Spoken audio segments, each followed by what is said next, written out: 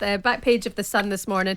Taxi for Hendo is the headline, as you've just been discussing there. Back page of the Times, there's focus on the Glazers. This is quite an interesting story. Ratcliffe may be ousted in any United sale. Martin Ziegler and Matt Lawton saying the Glazer family will still have the power to sell Manchester United to another buyer and oblige Sir Jim Ratcliffe to sell his 25% stake in the club after an 18-month window has passed. That's all they need, isn't it? United fans waking up reading that this morning. That's not what you want to hear. Also, back page of the Sun, Jim's United warning. It's come out. Martin Blackburn saying that Jim Ratcliffe threatened to pull the plug on his £1 billion offer for Manchester United if the Glazers did not accept the deal by Christmas Day.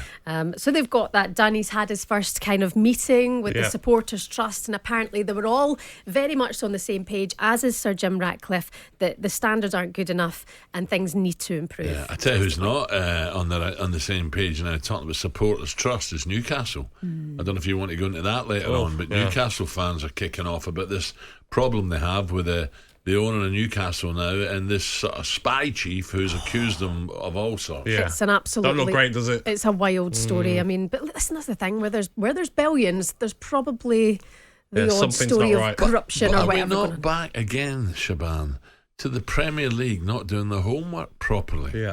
To let these buyers in?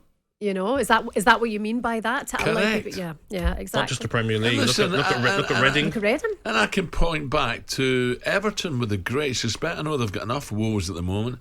Who actually owned that club?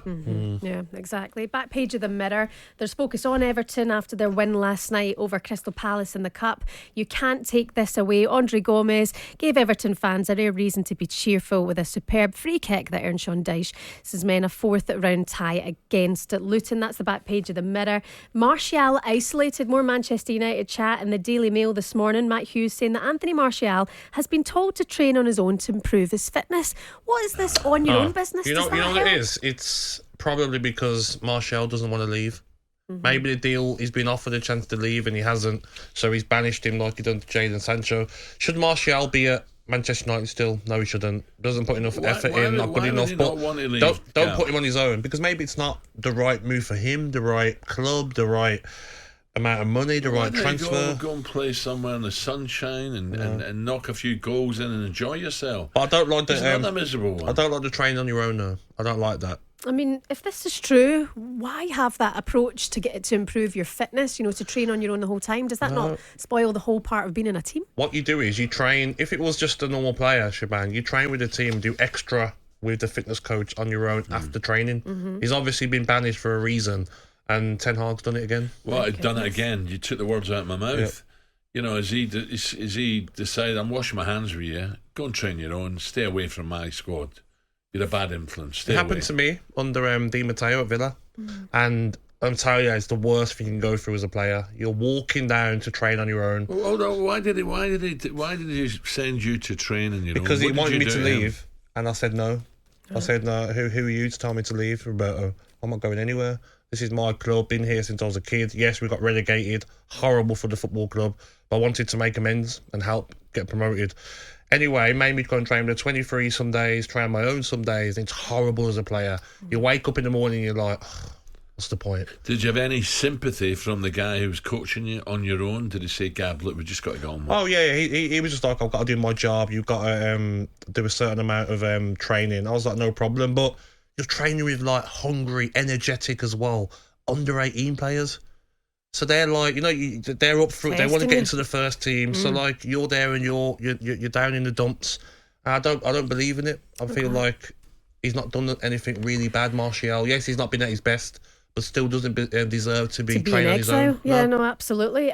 Let's talk about Ivan Toney. He's back. He actually put on his social media yesterday a gif, I'm free, which made fun of his situation and was quite funny. Toney puts Top Guns on alert. Jordan Davies saying on the back page of The Sun, I can't believe this, he's saying it again. He said, you can never predict when is the right time to move elsewhere, but it's obvious I want to play for a top club.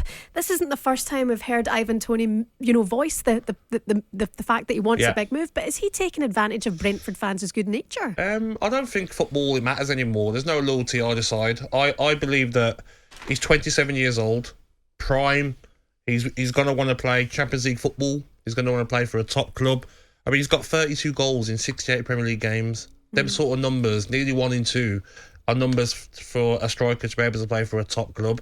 Brentford are a small club, Shebahn. Their fans will know it as well. Yeah. Natalie will know it as well. Natalie Sawyer, she will know they're a small club. But I just think that he's being honest. You know what I mean? Sometimes we want players to be honest, and he's being honest. But he's not back yet, and he's still talking about his next move. I think it's a bit of a funny approach in your interview for returning to Brentford. Yeah, he doesn't need to do it, does he? He can let his agent behind the scenes do all the work with the big boys.